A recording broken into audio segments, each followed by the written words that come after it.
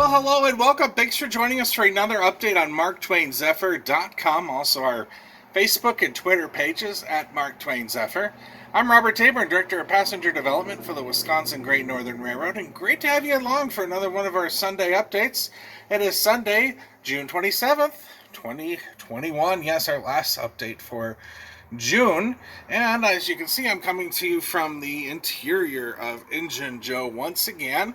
And hey, let me flip the camera around here, and I'd like to show you some of the developments that we've had here in the last week in Engine Joe. And oh, there we go. Camera flipped around. Okay, what I want to show you is the development that's been going on here inside Engine Joe, and specifically you can kind of see the four different stages of the wall work that our crews have been on.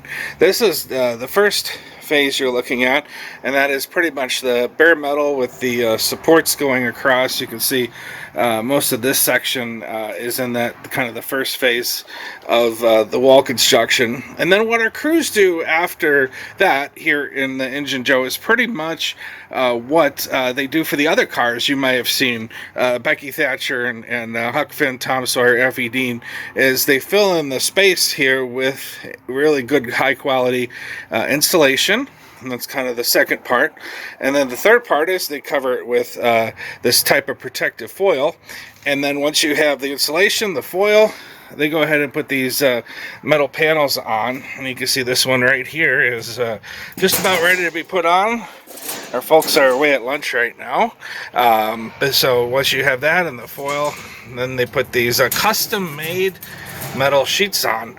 And Lance has a little bit more for us about that, and let's see him cut one of these and put it in.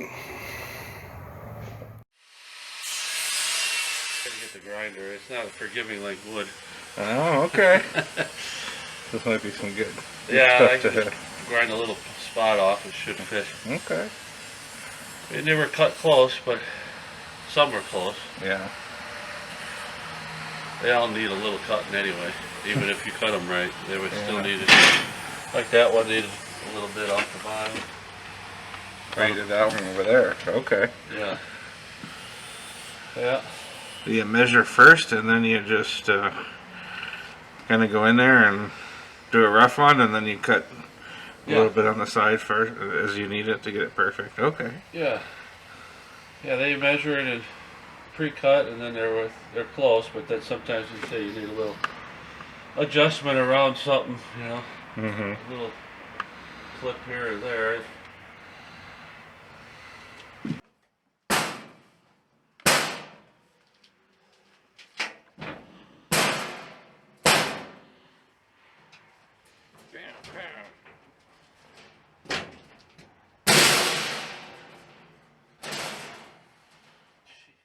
Well, that was pretty interesting. Now it's time to get an update with Bob. As promised last week, he was just about to put the air conditioning units under the Tom Sawyer. Let's see if he was able to get that done and how much work that took. Yeah, we promised we were going to do an update here on the air conditioner. If you remember our last Sunday update, we were in the process of clearing space out to get everything in here. So the air conditioner was sitting out here, and all that was under here were the old pumps. So tell us what you did this week. Well, we finished cleaning everything out and made these custom racks to support the new units. You know, there's 2 units on the inside, so we got to have 2 units on the outside of this one. Got them in and mounted, and you know, a couple of places they're tacked in with welds, but everything is more or less bolted, just in case there ever is a problem. They can be lowered and dropped out of there. Now I'm just going through and pulling all of the electrical and. So you got plenty of clearance. I remember last week you talked about the clearance. So you have plenty of clearance for the rails and the track, which were. There's so much clearance they want to call me Clarence. Oh. I thought they call you 90% off. So what are the two? Now, can you tell us the difference between the two? Are they just basically the same? Yeah, they're identical. Okay. There's two coils up inside. One blows half the car this way. The other one cools the other half of the car that way. Okay. And just like you have at your home, you know, one sits on top of your furnace, your A coil.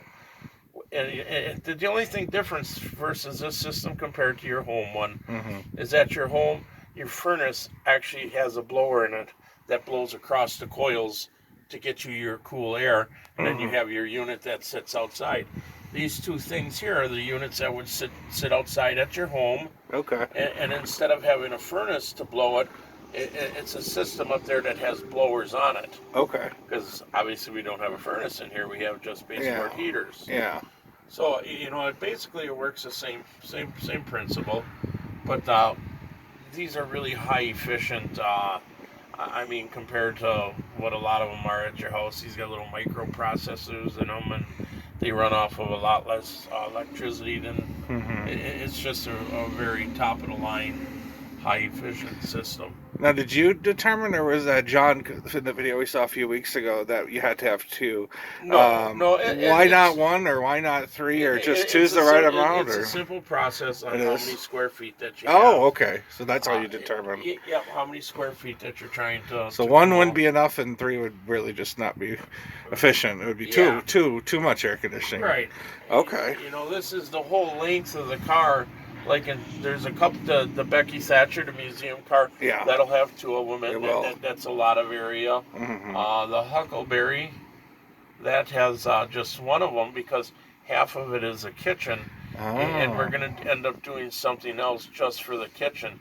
So Okay. for the passenger side of it, which is half the car, Mm-hmm. pretty much like this is doing, we'll have one in there for that. We'll figure out something separate for the kitchen. Okay. The Effie Dean, that too has, what is it? The Effie Dean has one of them. And then so then the bar area will have something else Right. for it. Oh, okay. The bar area will have something that blows down into it. It's just this So car six. here. Am I right? Am I doing the math right? 6 air conditioned Correct. total between the Yeah. 4 passenger cars. Okay. And like this one here, this is the longest car, Mm-hmm. and this is the most open space. Yeah, so that's true. That's why it has two of them in it. Now for the Engine Joe, is that going to be air conditioned too? It's going to have to have something in there because I do Okay. believe that's where a little theater will be. Yeah, and will the cab be air conditioned too? You think, or no? Oh yeah, if you open a window.